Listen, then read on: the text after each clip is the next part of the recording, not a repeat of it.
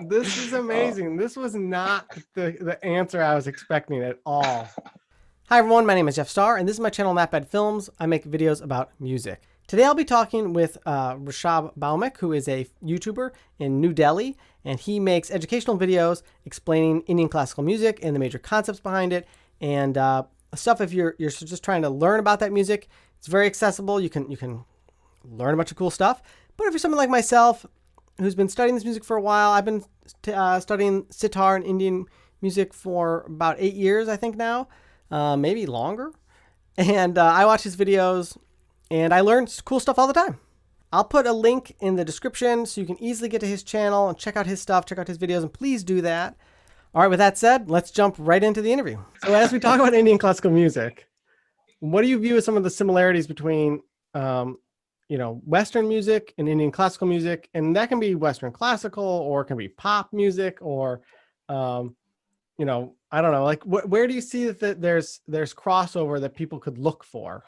for me, it's the emotion that the music evokes within me. Yeah, That's yeah. the Forget the technicalities. I mean, we can always get to the technicalities later. But what is it? For example, if I'm a complete newcomer, beginner in the world of Western classical music, does listening to Western classical give some sort of peace, inner peace? Does it evoke some amount of emotion Yeah, within me? If it does, then hook, line, and sinker, I'm in, right?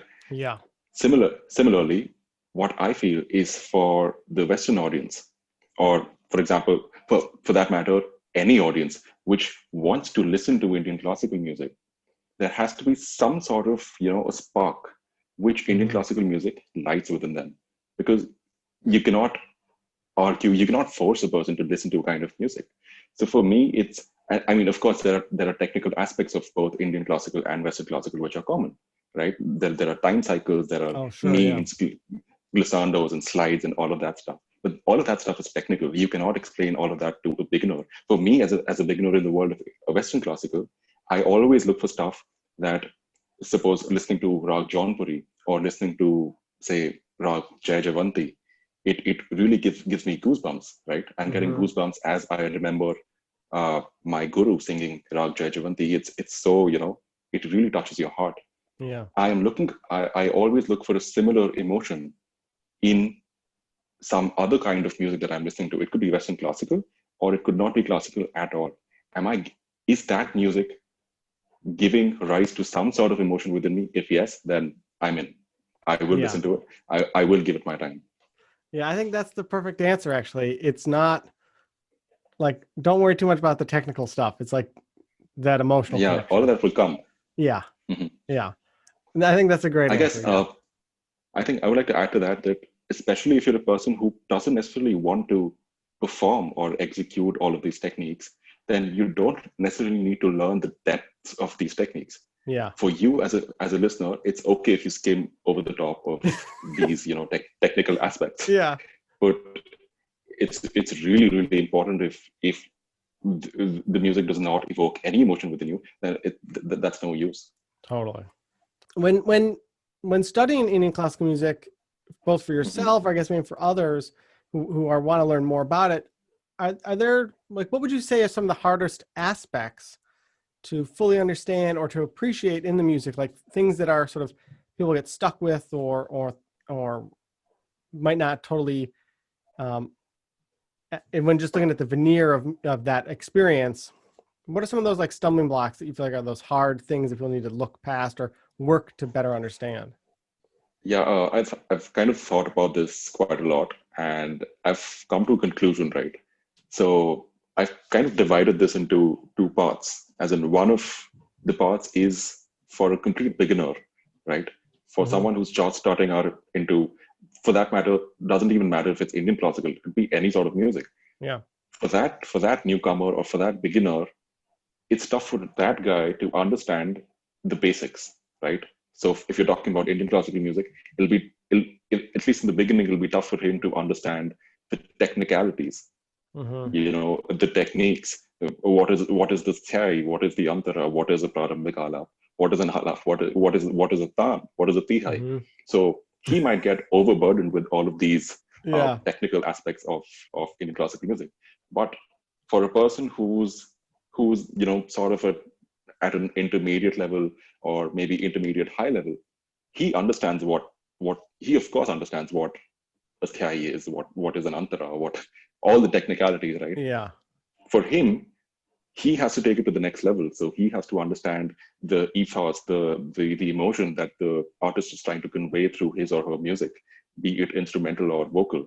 I think for that person, for that intermediate expert level person, it's a challenge for him to sort of absorb the emotion that the performing artist is trying to portray through his or her music, because he understands the technicalities. Like understanding a Tihai is not a lot of work for him, whereas Mm-hmm. understanding a Tihai for a beginner is quite some work. So Yeah. I think if you look at it from the point of view of a beginner and that of maybe someone who knows a little, we can divide it into two separate, different entities. Yeah. I know, like for me, like as a student, sometimes the thing Uh-huh. that's the hardest is just like keeping track of all the new terms, and sometimes like trying to go like, oh, well, this would be, whether it's I'm trying to think of a really good example, like a really basic one, but sort of like, Go um, ahead. yeah, right. It's really, it's like sort of big one, but it's just like even when we're talking about rhythm, let's talk about just rhythm, like teen tall, right? Mhm, 16 beats. mhm.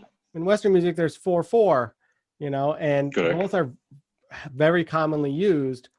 Um, and just trying to think about it in that sort of different mindset, of like, and just like, and where just there's so much to absorb there, and like not being able to absorb it fast enough as a student, and having Makes sense. to Yeah. very much just like trust your teacher or your guru and Mm. say like, okay, I don't really get this, but I'm gonna trust that what you're telling me is gonna Is pay off. correct. You know what I mean? Yeah.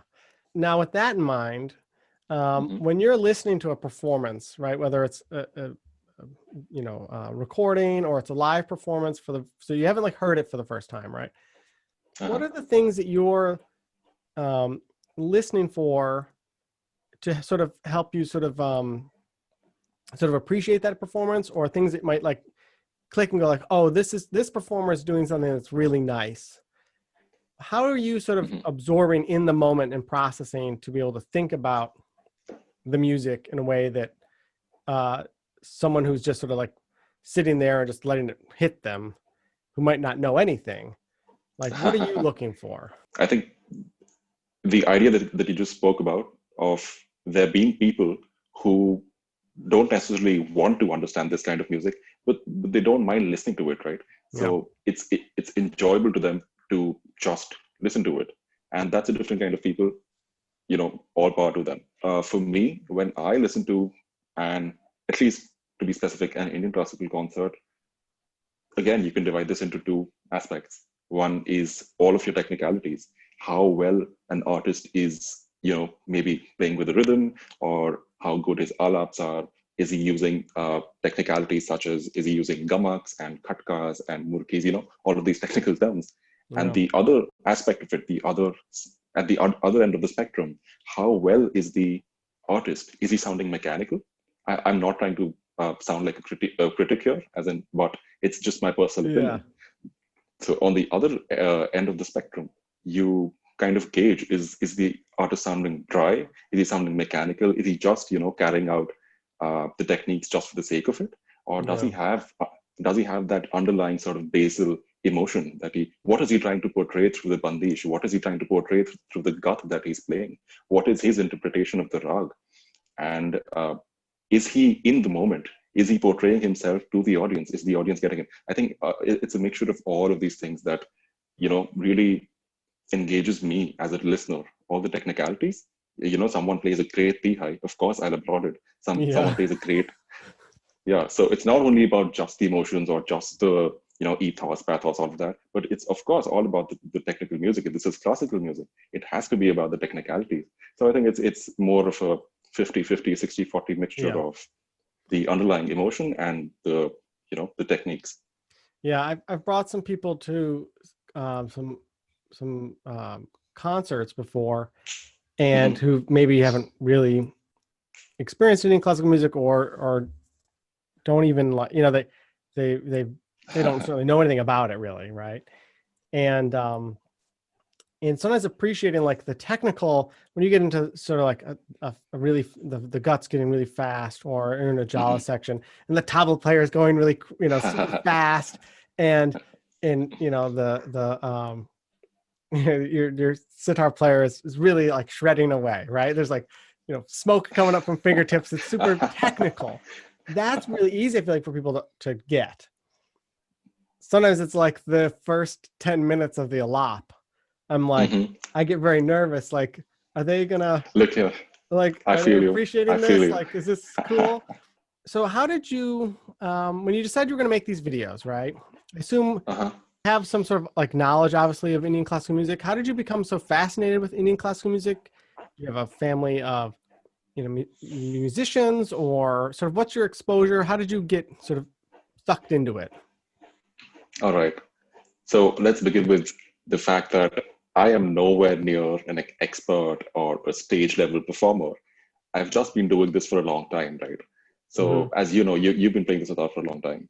It gives you practical knowledge, right? Yeah. Stuff which you cannot get by listening to YouTube clips and all of that stuff. When you do it, it gives you knowledge. So to answer your question, how I got into this field, I was honestly pushed into it by my parents when I was like 8 years old, and I had absolutely no interest in the field by the time I think I was 13. So 5 years I was just learning it for the sake of it. Yeah. But then one fine evening, my father brings home this CD of Pandit Bhimsen Joshi, who is a great Indian classical vocalist of the 20th century, one of the greatest, in fact. He got this CD of Pandit Bhimsen Joshi, and he just played it on the record. And it was a rag called Rag Jaunpuri.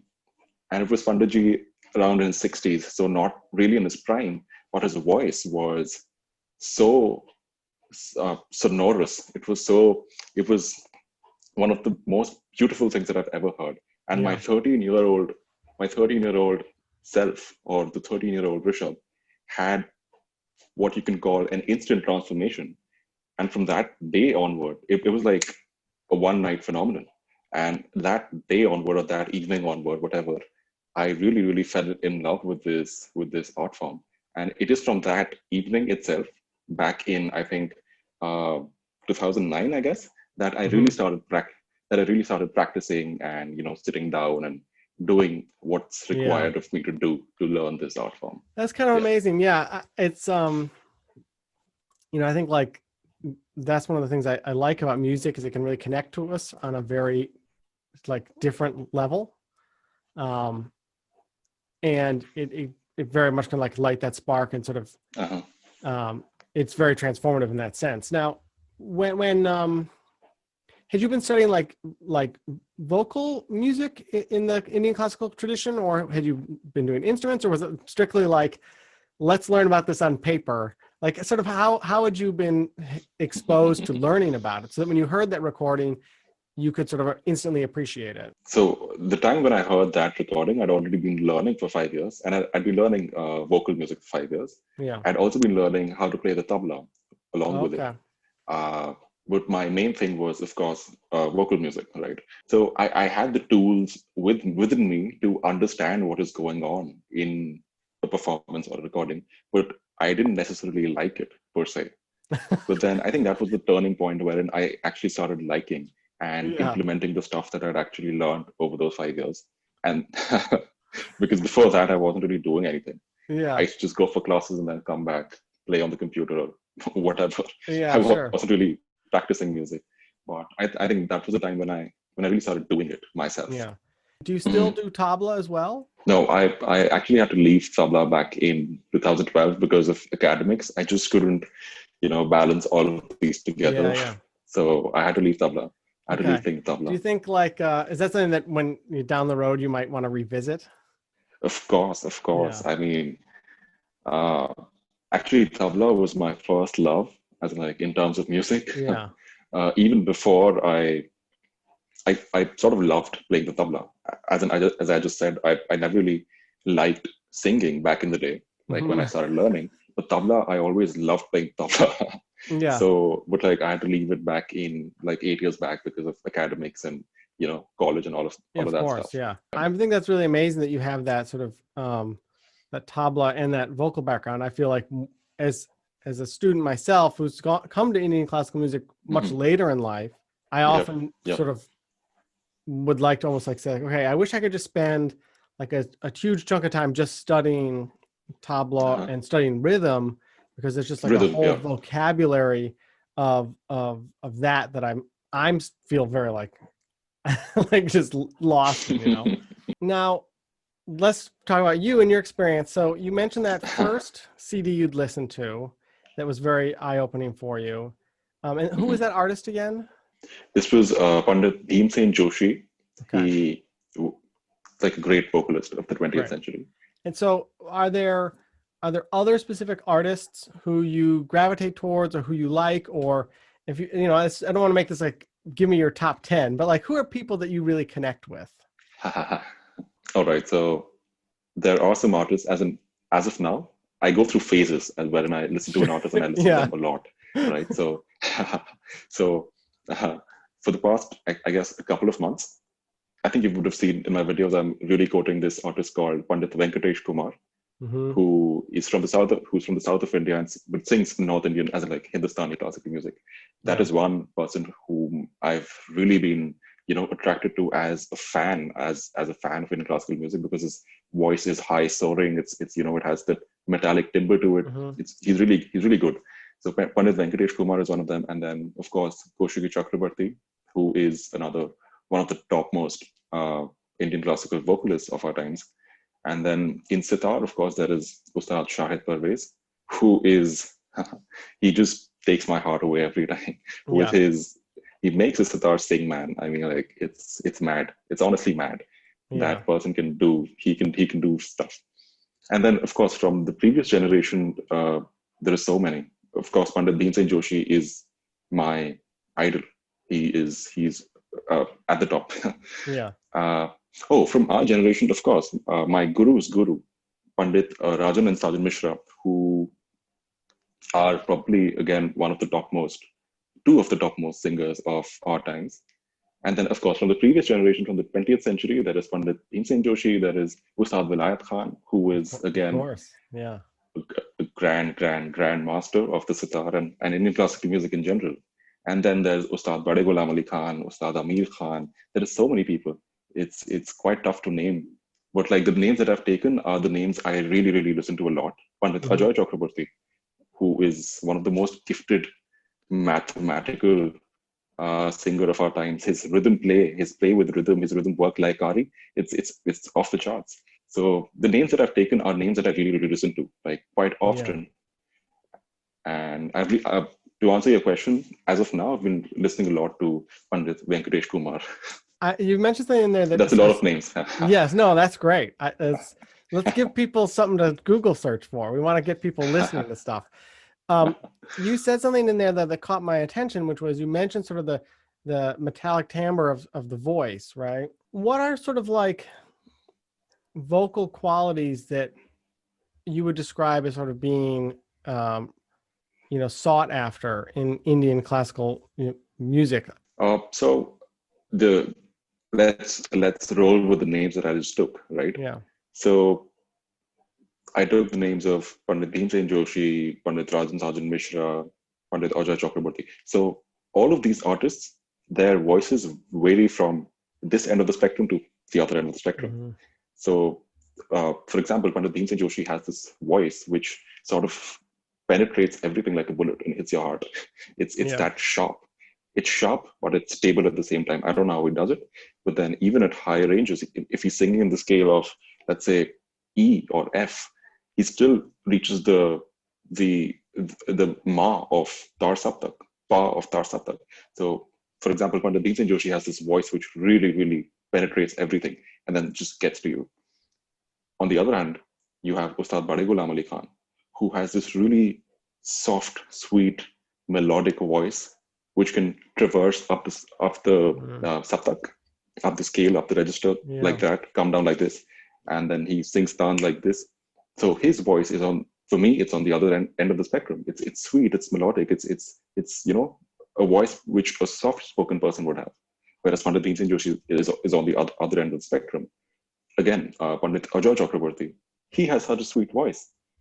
Then Pandit Venkatesh Kumar, as I just said, he again has a voice kind of like Pandit Bhimsen Joshi, but not as sharp as his. But again, a very sort of sonorous, metallic, as I just said, sort of high soaring. His voice can, it's very flexible.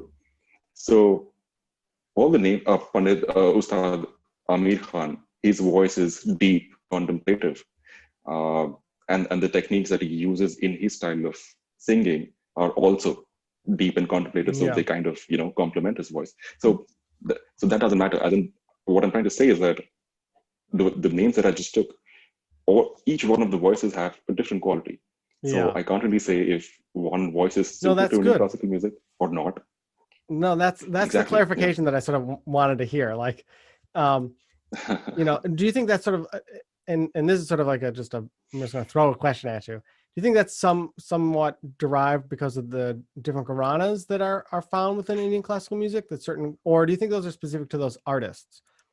One of the things I'm still trying to figure out is like, okay, I can tell like the differences between, let's say, Ustad Vilayat Khan and Pandit Ravi Shankar, right? Like they're very two different Gharanas, very top of their class, right? But like within all of the other areas of Indian classical music and all the other Gharanas, I sometimes like I don't know what's there's like so just to those artists there, do you think that's because I don't know all those artists' backgrounds? Do you think that's because of their different Gharanas, or do you think that's just happens to be the nature of their vocal quality? I was watching this video of Ustad Zakir Hussain yesterday, and then someone asked him, "You're from the Punjab Gharana. Tell us something about the Punjab Gharana." And then, too long, didn't read. At the end of his answer, at the end of his answer, what he said was that I cannot specifically say that I'm from the Punjab Gharana because I am Ustad Zakir Hussain. I am an artist of the 20th and the 21st century, and I've borrowed stuff from all over the country, all over the world, for that matter.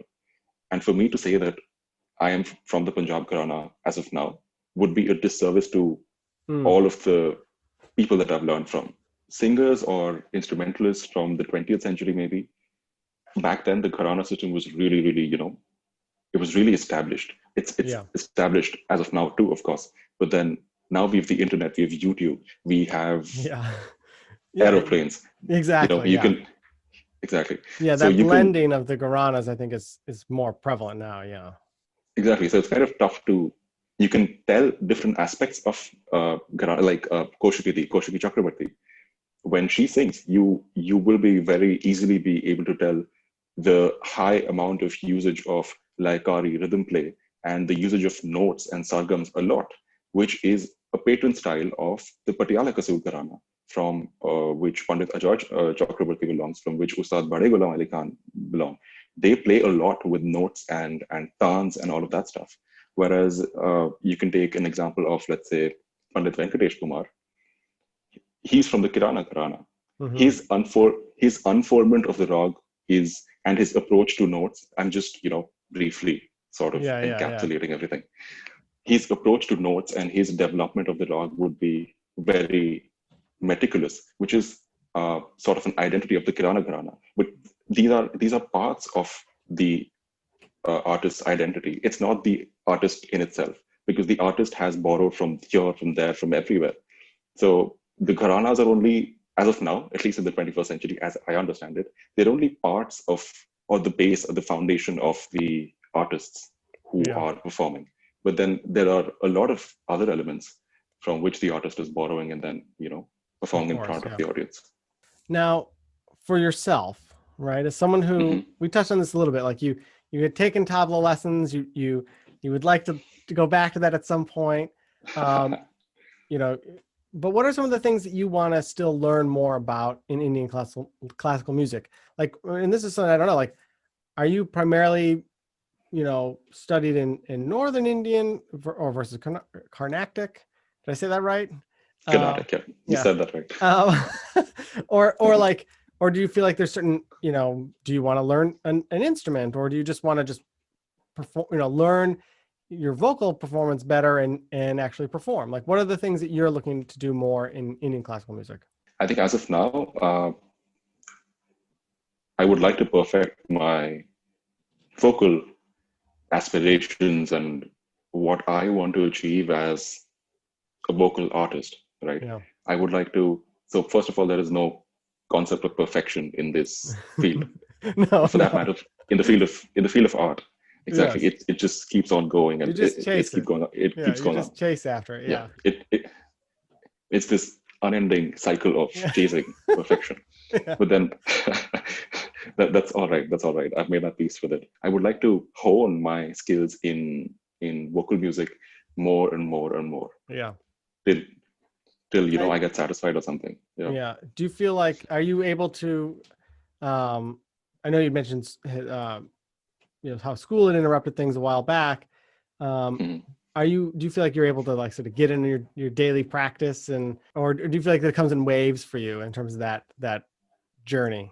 I guess I try to put in, I have my day divided into chunks, Mm-hmm. and I have a chunk of my day which has been allotted to music, and during that time I really don't like doing anything else. I feel a little useless if I do something else other than sing. So Okay. yeah, for the past, I don't know, quite a lot of years, I don't know, I've lost count. That chunk of my day has been given to music, and it's not really been given to anything else as far as I remember. I mean, of course, I end up missing days of music when I'm not at home or I'm out with friends. Yeah. But then that part of my day, as in it's in the evening, and it's pretty much dedicated to music. Great. I try to That's give, amazing. I That's try to stick amazing. to it. Now a fun question. All right. Do you guys have any, beyond any classical music, any other fun hobbies or favorite foods or something about yourself that people might not know, to just to round out who you are as a person? I have kind of a niche hobby, and I really like shining shoes, polishing shoes. It's Okay. I was I mean, not expecting that. I mean, of course, I play tennis and soccer and all of that stuff, but Yeah. all of that stuff is common, right? Everyone does that. But I really love shining shoes, as in, like, at a different level, not just polish. And I have all kinds of weird cream polishes and wax polishes and this and whatnot in my locker drawer right beside me. So shining shoes is something which I really, really love. As in, like, of course, formal leather shoes, which getting that mirror shine, man, it makes my day. This is amazing. This was not the answer I was expecting at all. I'll send you pictures of my shoes. Yes, You'll love them. send me some pictures, and then I'll put up a couple of pictures of some really well shined shoes. That would be awesome. All right, so Rishabh, as we're sort of wrapping up, I did want to quickly ask, because you're a medical doctor, and obviously coronavirus and all that stuff is hitting the world very much. Did you want to say anything about wearing masks or social distancing, or sort of give anyone sort of little advice on how to stay safe these days? The times that we're facing right now, I don't think any of us, at least I haven't faced a time like this in my lifetime. As in, this is, yeah, exactly. So this is like a pandemic which has encircled the whole globe, right? But having said that, we have to do our bit. And what can I do as an individual, right? What I can do as an individual is wear my mask and practice social distancing. That's it. I cannot do anything more. And these are just two things which are not that tough to do, because I'm not asking you to wear a surgical mask. I'm not asking you to wear an N95 mask. You can just wear a fabric mask and then go out and then practice social distancing. And even better, don't go out, stay at home, right? Yeah. The situation is so bad. I just got to know that London is going through a second lockdown as we speak. And in New York City here, we're probably, I mean, we don't have another lockdown yet, but I think people are assuming that we will have a second lockdown of sorts Are they? in New York City. Yeah. Yeah. We'll see Damn. see what happens, but I think that's what we're sort of preparing for. Yeah. So. As of now, I'm in New Delhi right now. I don't think so. New Delhi is seeing this second spike of cases. Right. Yesterday we recorded like 7,700 cases in one day, which is like wow. the highest number of cases till now.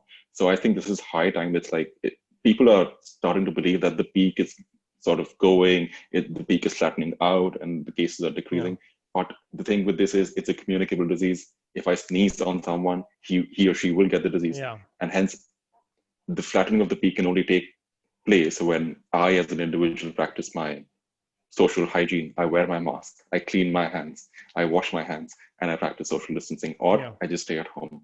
Yeah. Right.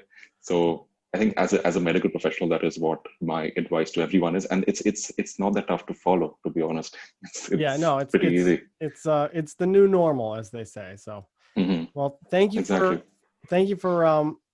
giving us a little, confirmation on that, which is always good. And yes, I of course encourage everyone else to wear their mask and social distance.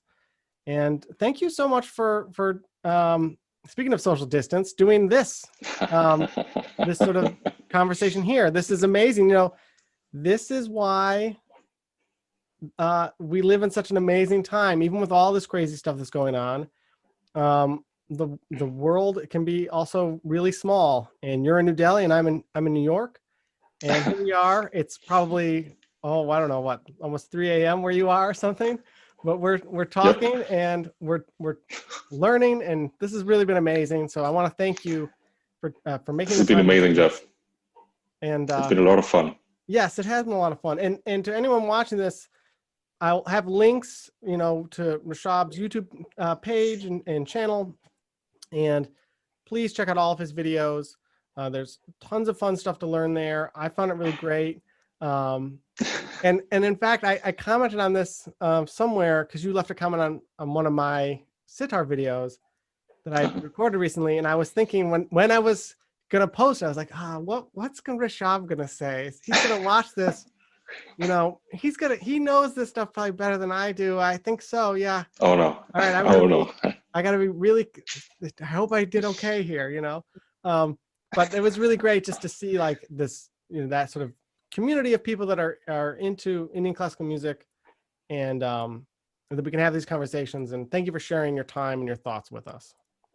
This was a lot of fun, Jeff. As always, please like, comment, and subscribe, and make sure to check out Rishabh's page on YouTube. Let me try that again. I messed it up. Okay. That's all right. All right, everyone. Thank you so much for watching. As always, please. You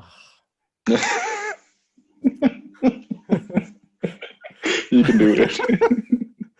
All right, everyone. Thank you so much for watching. As always, please like, comment, and subscribe. And please make sure to go to Rishabh's YouTube channel as well and subscribe to his channel and watch all of his videos too. All right. Thank you so much. Bye.